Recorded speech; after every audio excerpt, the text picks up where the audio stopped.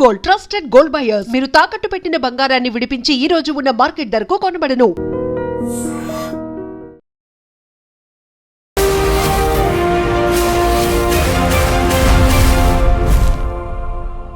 నమస్తే, welcome to I dream social spot light with Kavitha. T20 world cup match లో India తన విశ్వరూపాన్ని చూపించింది. అటు బ్యాటింగ్, బౌలింగ్, ఫీల్డింగ్ అన్ని రంగాల్లోనూ తన పట్టుని ప్రదర్శించింది. యాక్చువల్ గా అక్కడ న్యూజిలాండ్ ఓడిపోయిందా, భారతదేశం గెలిచిందా? దేశం అంతా ఎందుకని ఇంత పెద్ద ఎత్తున సెలబ్రేట్ చేసుకుంటున్నాయి, సంబరాలు చేసుకుంటున్నాయి. మనతో పాటుగా ఉన్నారు cricket commentator and sports analyst Venkatesh గారు. వెంకటేష్ గారు, నమస్కారం అండి. నమస్తే కవిత గారు. సో నిన్న రాత్రి మ్యాచ్ చూసిన తర్వాత ఏమనిపించింది మీకు? ఒకటండి, ఇప్పుడు మ్యాచ్ మనం వన్ సైడెడ్ గా గెలిచాం, టోటల్ గా డామినేట్ చేశాం. ఈ మ్యాచ్ లోనే కాదు, గత 2 సంవత్సరాలుగా ఇంటర్నేషనల్ క్రికెట్ లో పర్టికులర్లీ ఈ ఫార్మాట్ లో మనం డామినేట్ చేస్తూ వస్తున్నాం. మీరు చూడండి, 2024 లో ఒక్క మ్యాచ్ కూడా ఓడిపోకుండా మనం రోహిత్ కెప్టెన్సీలో T20 వరల్డ్ కప్ గెలిచాం. ఆ తర్వాత బయలాటరల్స్ లో ప్రతి సిరీస్ గెలుస్తూనే ఉన్నాం. ఏదో 1-6 మ్యాచ్లు ఓడిపోవడం తప్పిస్తే ప్రతి మ్యాచ్ గెలుస్తూనే ఉన్నాం. ఏషియా కప్ గెలిచాం. సో ఈ ఫార్మాట్ లో ఇండియా సుప్రీమసీని మరొకసారి అసర్ట్ చేసుకున్నాం అంతే తప్ప కొత్తగా మనం చేసింది ఏమి లేదు. సో ఎంత బాగా ఆడుతున్నారు మన టీం, ఎంత స్ట్రాంగ్ గా ఉంది. ఒక మ్యాచ్ ఓడిపోయాం South Africa, that happens. Cricket లో ప్రతి మ్యాచ్ గెలవాలని లేదు, కానీ ఆ మ్యాచ్ వాళ్ళు ఏ రకంగా ఓడిపోయి ఎక్కడ తప్పులు జరిగాయని ఇమీడియట్ గా మనం ఆ కోర్స్ కరెక్షన్ చేసుకొని మళ్ళీ మనం బ్రహ్మాండంగా విజృంభించడం అనేది మనం చూసాం. So India's win was never in doubt. మనకి నో డౌట్ సెమీఫైనల్లో ఇంగ్లాండ్ చాలా టఫ్ ఫైట్ ఇచ్చింది, కానీ మన దగ్గర బుమ్రా లాంటి ఒక అస్త్రం, బుమ్రాస్త్రం అంటే బ్రహ్మాస్త్రం ఉండడం వల్ల అది కూడా మనం బయటపడగలిగాం.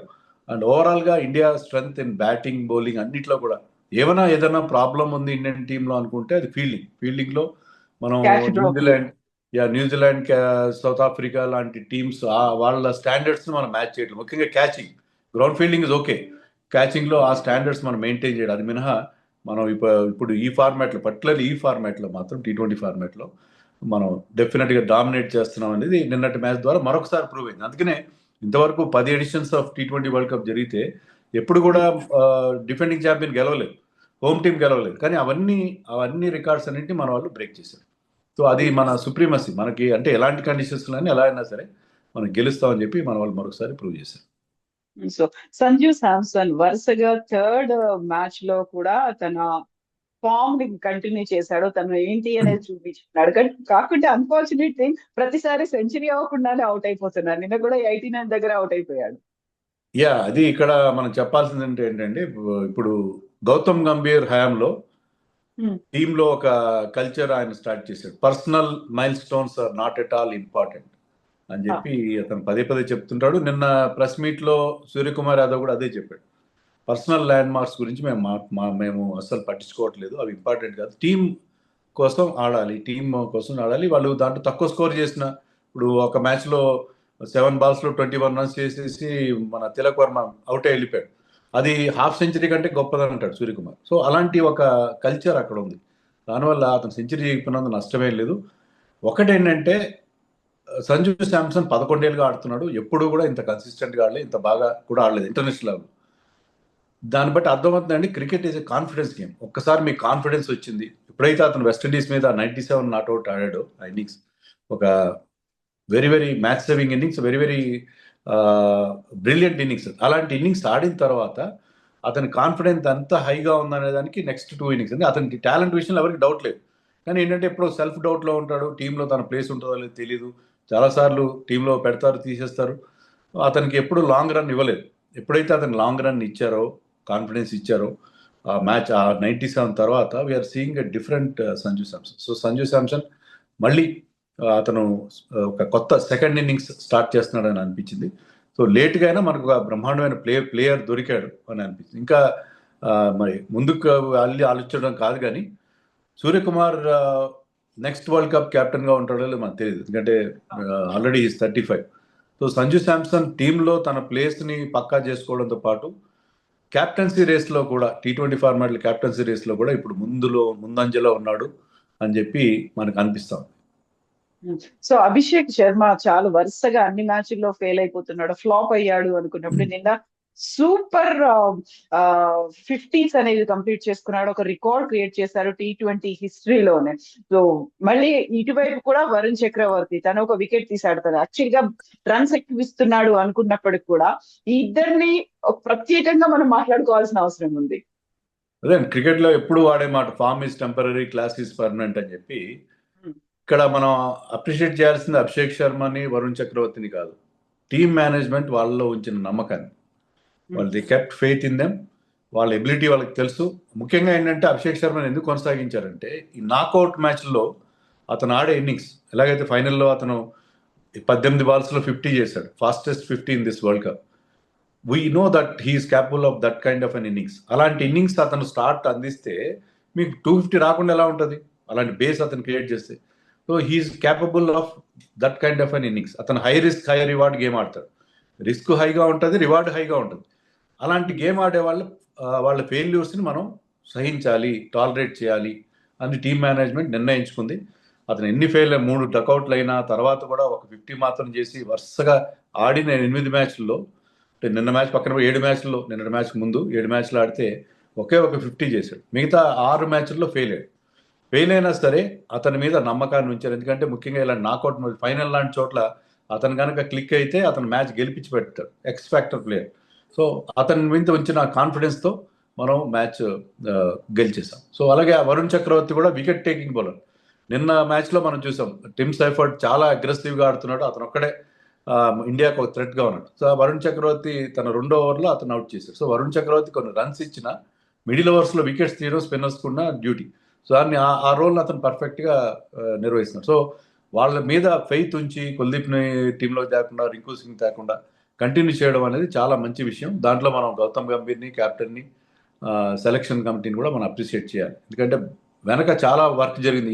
ఈ వరల్డ్ కప్లో మన విజయం వెనక మన ప్లేయర్స్తో పాటు మన సపోర్ట్ స్టాఫ్, మన కోచ్, మన సెలక్షన్ కమిటీ వీళ్ళందరి రోల్ కూడా ఖచ్చితంగా ఉంది.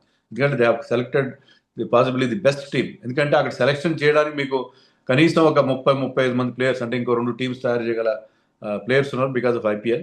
దాంట్లో బెస్ట్ పాసిబుల్ టీమ్ని వాళ్ళు పిక్ చేస్తారని చెప్పింది. అండ్ రిజల్ట్స్ కూడా అలాగే వచ్చినాయి మనకి. ఎగ్జాక్ట్లీ గౌతమ్ గంభీర్ కూడా ఒక మాట అన్నారు, అటు లక్ష్మణ్ తో పాటుగా ద్రవిడ్ ఇద్దరికే దీన్ని అంకితం చేస్తున్నాను అనేది, ఆ నమ్మకాన్ని ఉంచారనేది. గంభీర్ కూడా చాలా సెటిల్ గా చూస్తూ ఉన్నాడు ఏం జరగాలి ఏంటి అనేది. సో ఓవరాల్ గా వచ్చినటువంటి రియాక్షన్ గౌతమ్ గంభీర్ ఆ ఇద్దరికి క్రెడిట్ ఇవ్వడం అనేది చాలా చాలా మంచి జెస్చర్ అది. ఎందుకంటే ఇప్పుడు బ్యాక్లో ఏం జరుగుతుంది అనేది ఎవరికి తెలియదు. మనం ఓన్లీ ఏంటంటే మ్యాచ్లు చూస్తాం.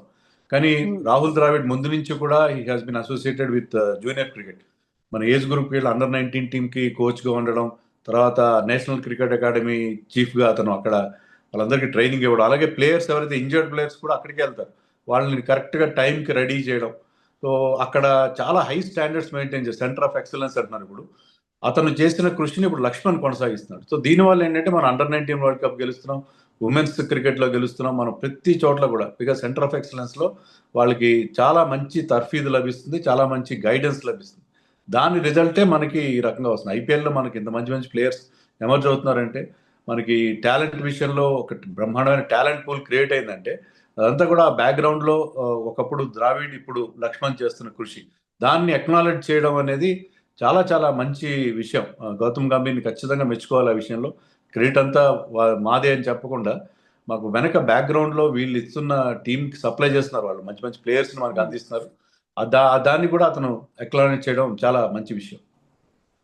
సో ఇప్పుడు హర్షదీప్ మినహా అందరూ బౌలర్లు అందరూ కూడా వికెట్లు తీశారు. అందులో ఎస్పెషల్ గా మాట్లాడుకోవాల్సింది బుమ్రా గురించి. 4 వికెట్లు, చాలా క్రూషియల్ వికెట్లు, ఫస్ట్ బాల్ కే వికెట్ తీయడం అనేది కూడా. సో బుమ్రాకి ఇంకా ఎదురు లేదు, తిరుగులేదు అనుకోవచ్చా? అదేనండి, బుమ్రా ఈ వరల్డ్ కప్ లో ఆడిన మిగతా 19 టీమ్స్ లో మన టీంకి తేడా ఏంటంటే we have a bowler like Bumrah. మిగతా ఎక్కడ ఇంత గన్ బౌలర్ మిగతా ఏ టీంకి లేడు.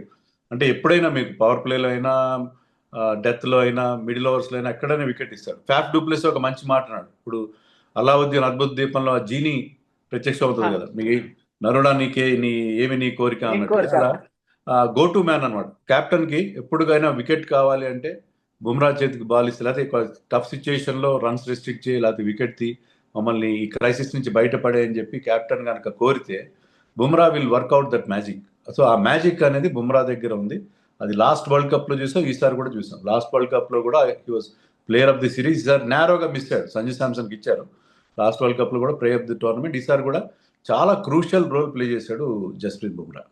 సో అతని గురించి ఎంత చెప్పినా కూడా తక్కువే. ఎందుకంటే మనం ఎప్పుడు చెప్తుంటాం, batsmen win you matches, bowlers win you tournaments అని. సో అతను వేసిన స్పెల్స్ పర్టికులర్లీ వెస్టిండీస్కి ఎగెన్స్ట్గా, తర్వాత సెమీఫైనల్లో ఇంగ్లాండ్ మీద వేసిన డెత్ బౌలింగ్, ప్లస్ ఈ మ్యాచ్లో స్టార్టింగ్లో వికెట్ వేయడం, తర్వాత చివరిలో వచ్చి మళ్ళీ తొందరగా వాళ్ళ ఛాలెంజ్ని కంప్లీట్గా నలిఫై చేయడం.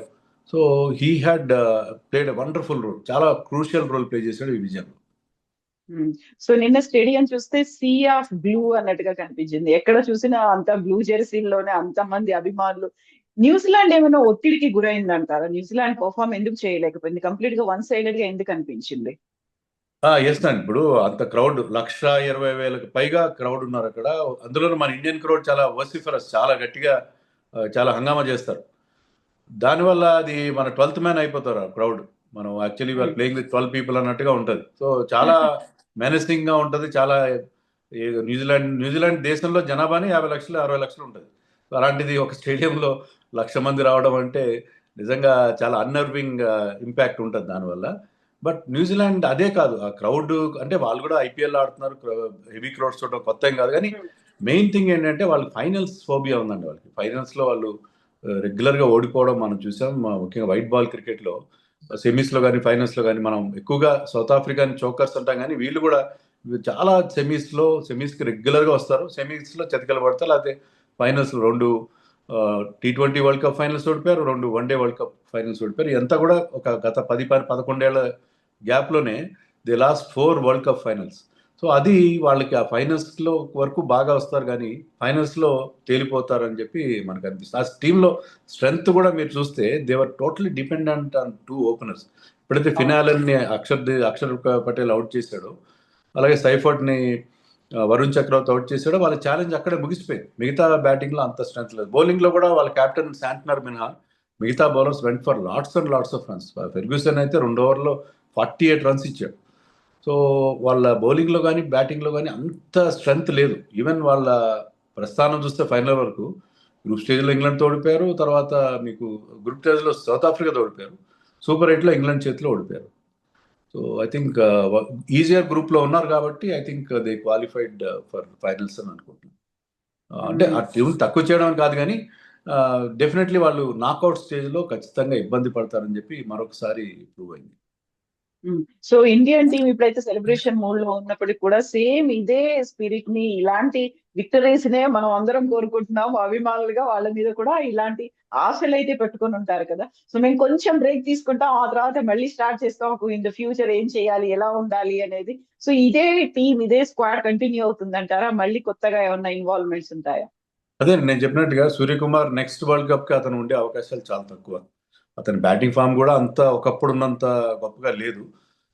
సో మనం కొత్త కెప్టెన్ వెతుక్కోవాలి. తర్వాత శుభ్మన్ గిల్ని ఫార్మాట్లో ఆడించాలనే విషయంలో కూడా క్లారిటీ రావాలి.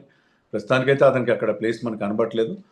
సో మనం సూర్యకుమార్కి రీప్లేస్మెంట్ మనం ఖచ్చితంగా ఆలోచించాలి. అయితే బుమ్రాతో పాటు మనకి ఇంకా మంచి బౌలర్స్ కూడా చూసుకోవాలి. మనం బుమ్రా కూడా నెక్స్ట్ వరల్డ్ కప్ దాకా ఉంటాడు అనేది మనకు నమ్మకం లేదు, because is a fast bowler. So మనం ఇంకా మనకి బౌలర్ టాలెంట్ ఉంది. అయితే నేను చెప్పేది ఏంటంటే మనం ఈ ఫార్మాట్లో మనకు తిరుగులేదు.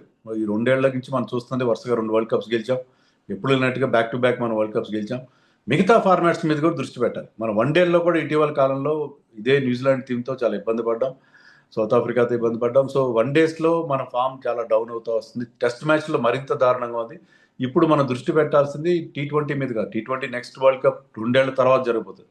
ఈ లోపల వన్డేస్ మీద, వన్డే వరల్డ్ కప్ మీద, టెస్ట్ మ్యాచ్లో మళ్ళీ మన పూర్వ వైభవాన్ని తెచ్చుకోవడం. ముఖ్యంగా హోమ్లో ఓడిపోతున్నాం మనం. హోమ్లో ఓడిపోకపోవడం, స్పిన్ ఆడడంలో, స్పిన్ బౌలింగ్ ఆడ, ముఖ్యంగా ఆ 2 ఫార్మాట్స్లో మనం ఫెయిల్ అవ్వడానికి కారణం ఏంటంటే మన బ్యాట్స్మెన్ స్పిన్ విషయంలో సరిగ్గా పర్ఫామ్ చేయలేకపోతే స్పిన్ ఆడడంలో. సో దాని మీద దృష్టి పెట్టాలి. మిగతా 2 ఫార్మాట్స్ మీద దృష్టి పెట్టాలి. Next T20 world cup is quite 2 years అవే. ఈ లోపల మిగతా ఫార్మాట్స్లో కూడా మనం డామినేట్ చేయాలి. ఎందుకంటే ఆస్ట్రేలియా వాళ్ళు గతంలో వాళ్ళు నెంబర్ 1గా సూపర్ పవర్గా ఉన్నప్పుడు they use to dominate in all 3 formats. కానీ మేము ఒక ఫార్మాట్లో బాగా ఆడతాం, మిగతా 2 తేలిపోతాం అంటే కుదరదు. So India has to concentrate on test matches and one days from now on. So ఇప్పుడు మనకి T20 వరల్డ్ కప్ అయిపోయింది అనుకోగానే మళ్ళీ ఇమ్మీడియట్ గా IPL మానియా అనేది ఒకటి స్టార్ట్ అవబోతోంది. సో ఇప్పుడు మీరు చెప్పినట్టుగా మనకి వన్ డేలు కావచ్చు, టెస్ట్ మ్యాచ్ల మీద ఫోకస్ పెట్టాలి అనుకుంటే ఇదే ఆల్మోస్ట్ 1.5 month అంతా ఇది కంటిన్యూ అవుతుంది కదా. మళ్ళీ అది ఎప్పుడు ఆలోచిస్తారంటారు దాన్ని? అంటే మన నెక్స్ట్ టెస్ట్ మ్యాచ్లు ఆగస్ట్ వరకు లేవు మనకి. వన్ డేస్ కూడా మీరు ఇంకా ఐపీఎల్లో మీరు ఇక ఏప్రిల్ మే నెలలు కంప్లీట్గా మనం ఐపీఎల్ తప్ప వేరే ఇష్యూ ఏమి ఉండదండి. అది 2 నెలలు అవే ఉంటుంది. సో ఐపీఎల్లో మునిగిపోతాం మనం. ఐపీఎల్ టీమ్స్ కూడా చాలా హ్యాపీగా ఉంటాయి, form of some certain players. ఇప్పుడు ఈ సైఫర్ట్ ఫినాలన్ కేకేఆర్కి ఆడతారు. అలాగే అభిషేక్ శర్మ ఫామ్లోకి రావడం, ఇషాన్ కిషన్ ఫామ్లో ఉండడం, ఎస్ఆర్ఎస్ చాలా హ్యాపీగా ఫీల్ అవుతారు. సో బెతల్ ఫామ్లోకి రావడం, ఆర్సీబీ చాలా హ్యాపీగా ఫీల్ అవుతారు. సో వీళ్ళు కూడా వాళ్ళ టీం సంబంధించి ఆల్రెడీ క్యాల్కులేషన్స్ మొదలైపోతాయి. సో ఇక్కడ నుంచి మనం టీమిండియా గురించి మర్చిపోయి మీ ఐపీఎల్ టీమ్స్ గురించి, ఎవరి ఫేవరెట్ టీమ్స్ వాళ్ళు మాట్లాడే cricket will go on. Cricket మనకి ఎక్కడా కూడా గ్యాప్ అనేది ఉండదు. IPL I think 28th start అవుతుంది ఈ నెలలో. సో ఒక 20 రోజుల గ్యాప్లో మళ్ళీ again IPL band wagon will start. So మనకి మళ్ళీ మనం ఫోకస్ పెట్టాలంటే ప్రస్తుతానికైతే దాని గురించి ఎవరు మాట్లాడరు. కానీ ఈ దృష్టి అయితే ఖచ్చితంగా ఉండాలి. టెస్ట్ మ్యాచ్లో ఎవరిని ఆడించాలి, టెస్ట్ స్పెషలిస్ట్ని తయారు చేసుకోవాలి. ఆకిబ్ నబీ లాంటి జమ్మూ కాశ్మీర్ బౌలర్స్ లాంటి వాళ్ళు చాలా బాగా పర్ఫామ్ చేస్తున్నారు. సో వాళ్ళని టెస్ట్ మ్యాచ్లో తీసుకురావాలి. టెస్ట్ మ్యాచ్ స్పెషలిస్ట్ని తయారు చేసుకొని వాళ్ళని మిగతా ఫార్మాట్స్కి దూరంగా పెట్టి మనం ముందుకెళ్లాల్సిన అవసరం కనిపిస్తుంది. సో కొన్ని గంటలు అవుతుంది కప్పు గెలుచుకున్న తర్వాత, ఇంకా సెలబ్రేషన్స్ లోనే దేశం ఉంది. బట్ మళ్ళీ అంతే ఈగర్ గా ఐపీఎల్ కోసం కూడా వెయిట్ చేస్తుంది. మీరు ఉన్నారా, వెయిట్ చేస్తున్నారా? Are you ready? ఐపీఎల్ కోసం డెఫినెట్గా అండి. ఎందుకంటే ఐపీఎల్ అనేది ఇట్ హస్ బికమ్ ఒక పండగలాగా అయిపోయింది. ప్రతి ఏడాది వచ్చే 2 నెలల పండగ అది. దాంట్లో ప్రతి ఒక్కరు ఇన్వాల్వ్ అవుతారు. చాలా మంది ఏంటంటే ఇంటర్నేషనల్ క్రికెట్ కూడా చూడరు, బట్ ఐపీఎల్ మాత్రం రెగ్యులర్గా చూస్తారు. సాయంత్రం అయ్యేసరికి ప్రతి ఒక్కరికి 7 గంటలకి ఐపీఎల్ మ్యాచ్ చూడడం అనేది it becomes a part of your life. సమ్మర్లో మొత్తం మనకి అదే ఎంటర్టైన్మెంట్గా మారుతుంది. సినిమాలు రిలీజులు కూడా ఆగిపోతాయి. So let us get ready for IPL అని అంటారు. నేను కూడా ఖచ్చితంగా రెడీ అవుతాను ఐపీఎల్ చూడడానికి. ఎస్ వెంకటేష్ గారు, థ్యాంక్ యూ సో మచ్ అండి. Thank you. And for more videos, Please subscribe to iDream. Please subscribe to iDream. Please subscribe iDream. And please subscribe to iDream. For more videos, subscribe to iDream. please like, share and subscribe to the channel. Congratulations, iDream. Subscribe to iDream. Subscribe to iDream. So subscribe to iDream Media. iDream ki iDream team andarki huge congratulations. Please subscribe iDream Media. Please subscribe to iDream. Subscribe iDream. Please subscribe to iDream. iDream అంటే నా కళల channel subscribe చేసుకున్న నోరు తిరుగుతలేదు. మీరైతే గంట గుర్తు కొట్టండి. For more such videos, please subscribe to iDream. Subscribe to iDream. Please subscribe to iDream. Please subscribe iDream Media. Please do subscribe to iDream. Please subscribe to iDream Media. For best entertainment and information, please subscribe iDream. And don't forget to subscribe to iDream.